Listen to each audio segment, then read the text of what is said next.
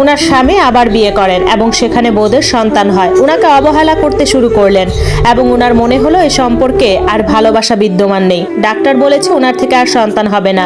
দীর্ঘ 13 বছর সংসার করার পর উনি ডিভোর্স নিয়ে নেন। এটা নিয়ে উনি প্রায় সময় কাঁদতেন এবং উনি ওনার স্বামীকে ভালোবাসতেন এবং খুব জঘন্যভাবে ঘৃণাও করতেন।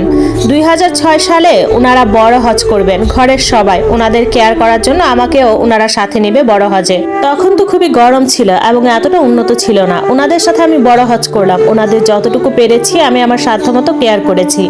বড় হজ থেকে আসার পর থেকে উনি আমার সাথে কিছুটা ভালো ব্যবহার করতেন। আগে খারাপ ব্যবহার করতেন না, কিন্তু উনি আমাকে খুব একটা পছন্দ করতেন না।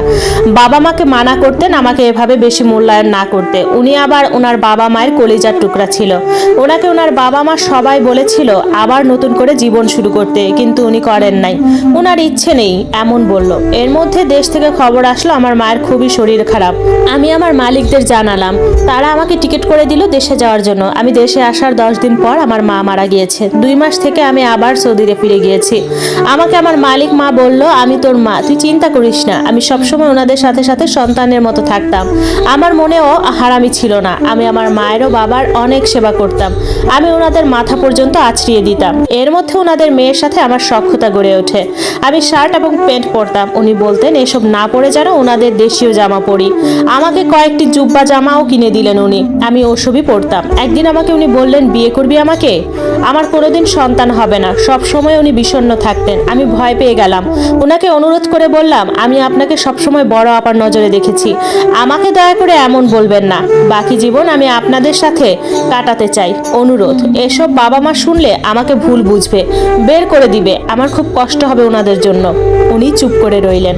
একদিন রাতের দিকে ওনার বাবার পায়ে ধরে কাঁদতে কাঁদতে সব বললাম এবং বললাম, বাবা, আমি মিথ্যা অপবাদ নিয়ে দেশ থেকে যেতে চাই না। দয়া করে আপনি আমাকে সম্মানে দেশে পাঠিয়ে দিন। তখন উনি বললেন, আমি তোকে বিশ্বাস করি। উনি ওনার মেয়েকে বিষয়টা নিয়ে বললেন এবং শাসন করলেন। আমি এমনই শুনেছি। পরে কি হলো ওনাদের অভ্যন্তরীণ বিষয় আমি জানি না। কয়েকদিন উনি আমার সাথে কথা টথা বললেন না এবং আমার মালিক মা আমায় বলল, যা হয়েছে ভুলে যা, কিছু মনে করিস না। একদিন সন্ধ্যার পর আমায় উনি বললেন একটু এক আত্মীয়র ঘরে গিয়ে দিয়ে আসতে। ওনার বাবার সাথে আমি তখন কাজ করছিলাম। আমি বাবাকে বললাম, বাবা, আমি যেতে চাই না। বাবা বললেন, যা, কিছু হবে না, ওসব মাথা থেকে ফেলে দে। আমি বাবার কথা রাখতে ওনার সাথে গেলাম। গিয়ে দেখি ওই আত্মীয়ের বাসায় কয়েকজন। উনি আমাকে গাড়ি পার্কিং করে ভেতরে আসতে বললেন। আমি বললাম যাব না। তখন ওনার আত্মীয়রা জোর করে নিয়ে গেলেন, যাদের আমি আগে থেকেই চিনি, যিনি আমার মালিক মায়ের আপন বোন এবং ফাতেমার কয়েকজন বান্ধবী।